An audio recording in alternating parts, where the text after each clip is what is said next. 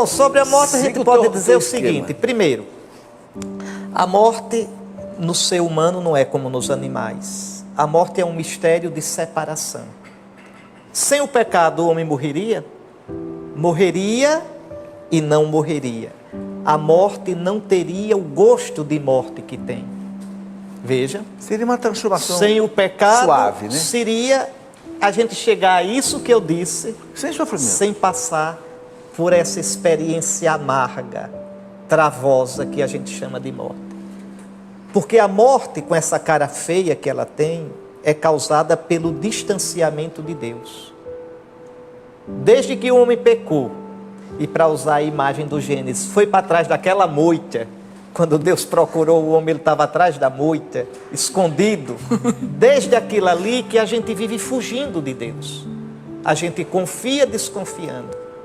Veja, Deus se tornou para nós tão próximo e tão distante, meio que como que uma ameaça.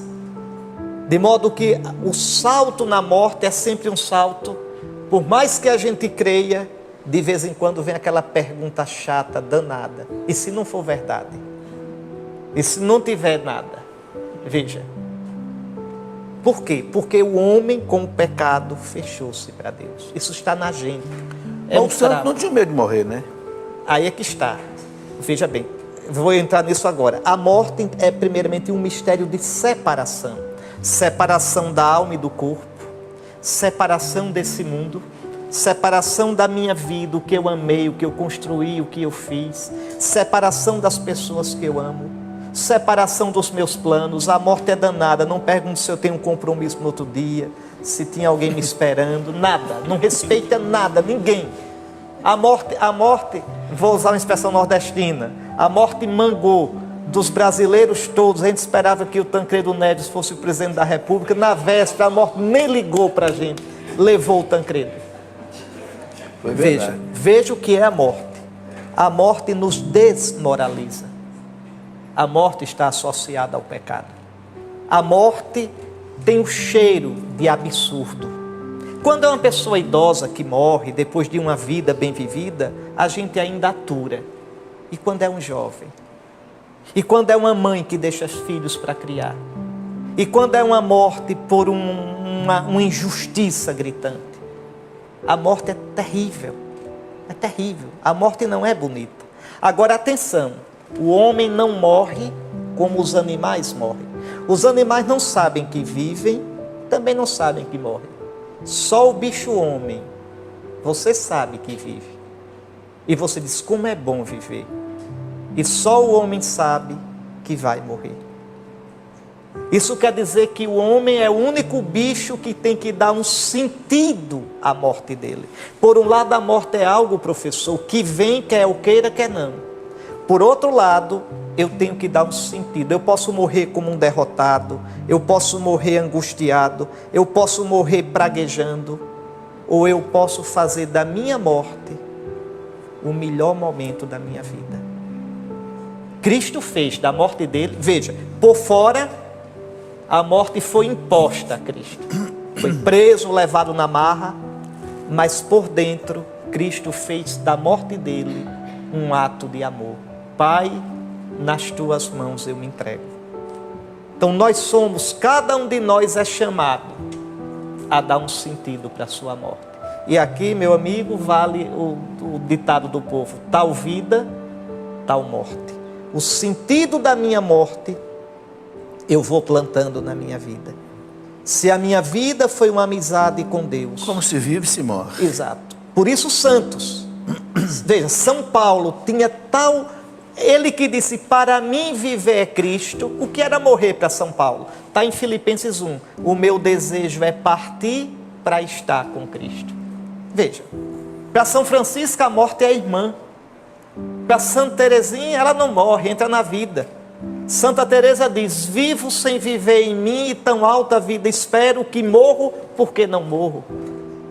São João da Cruz diz, amanhã eu vou cantar matinas no céu.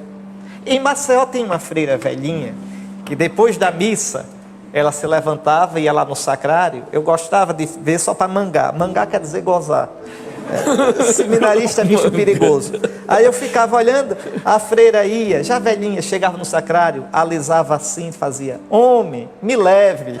Homem, me leve.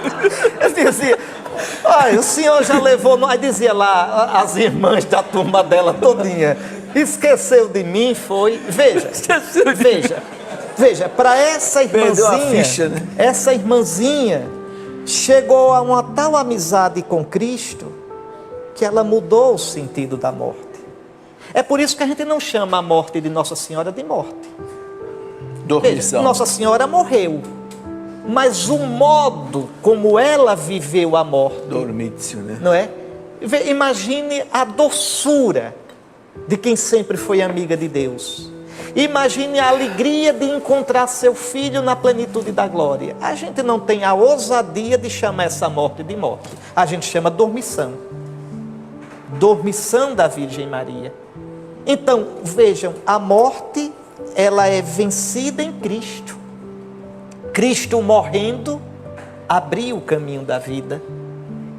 Então, nós temos a graça, o cristão, professor, tem a graça de viver da morte que ele vai morrer. Desde o batismo, recebendo o Espírito de Cristo, a vida de Cristo e a morte de Cristo vai trabalhando em vocês. A nossa vida é mortal não é porque vai acabar no fim, não é só por isso. Nossa vida é mortal porque ela é toda carcomida pela morte, feito madeira bichada.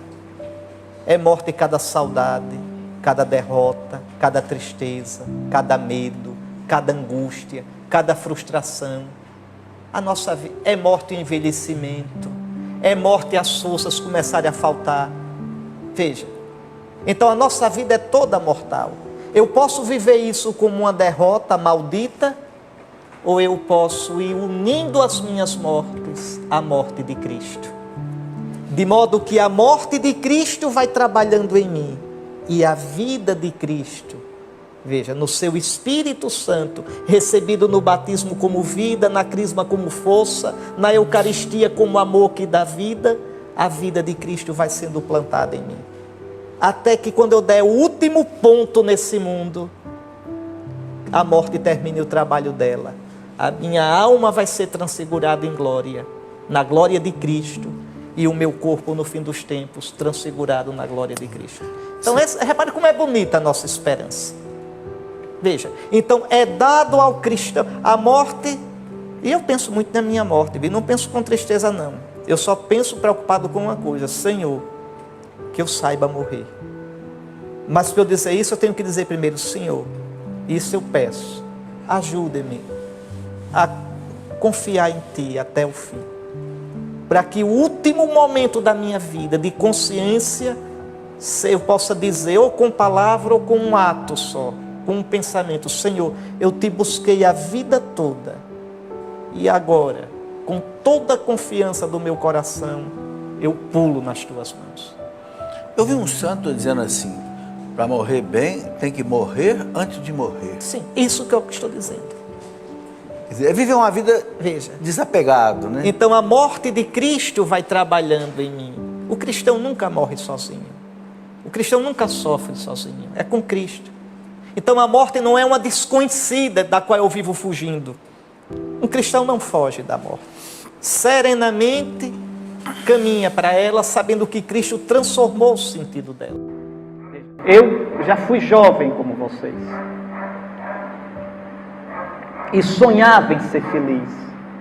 O maior medo da minha vida, quando era jovenzinho, era passar pela vida sem viver a vida. Era passar pela vida sem curtir a vida. Era passar pela vida sem saborear, sem viver o que a vida pode dar. O meu medo era viver uma vida que não valesse a pena. E tinha uma frase que sempre me comoveu: Senhor, que eu empregue a minha vida numa causa que vale a pena. Como eu vou empregar a minha vida de modo que ela valha a pena? De modo que ela não seja uma ilusão. Ah, fui famoso, um jogador famoso, um ator famoso. Famoso na fama dos outros, na ilusão dos outros. Senhor, uma causa que vale a pena. Não é que os outros me elogiem. O elogio dos outros não dura quando você tranca a porta do seu quarto e se olha no espelho. Uma causa que vale a pena é uma causa que dê paz ao seu coração.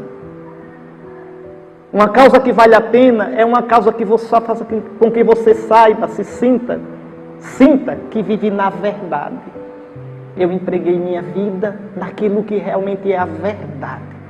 Ainda que todo mundo me contestasse, ainda que todo mundo me criticasse, eu estou em paz, porque eu sei que estou no que vale a pena, na verdade. Essa era a minha angústia, nos meus 14, 15, 17 anos. Muito bem, hoje eu não sou mais jovem. E eu digo a vocês, jovens, agora com os cabelos brancos, eu lhes digo, não tenham medo. Não tenham medo de perder a vida por Jesus. Ele é a causa que vale a pena. Ou melhor, Ele é a única causa que vale a pena. A única. Mas é preciso perder a vida por Ele. Perder. Dói. Dói. Quem tudo dá a Cristo nunca perde nada. Ganha tudo. Porque ganha a única coisa que ninguém pode tirar. Me diga, quem nos pode tirar Cristo, a não ser nós mesmos? Tudo que você tem, você pode perder. Tem inteligência? Amanhã você pode estar demente. Tem família? O tempo vai levá-la. Tem amigos? Eles vão embora. Tem juventude? Espere mais umas décadas para ver. Tem saúde? Tem fama? Tudo isso passará. Tudo isso passará.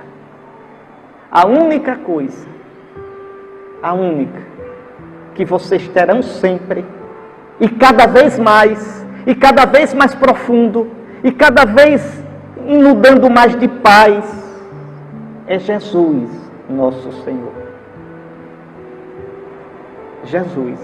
E no último momento da vida, quando vocês não tiverem mais nada a não ser o último sopro para morrer, felizes de vocês se tiverem Jesus, porque terão tido tudo e puderão com um sorriso de paz dizer: Senhor, eu vivi contigo. Eu te procurei a vida toda, eu me uni a ti, e agora eu vou para os teus braços na tua ressurreição.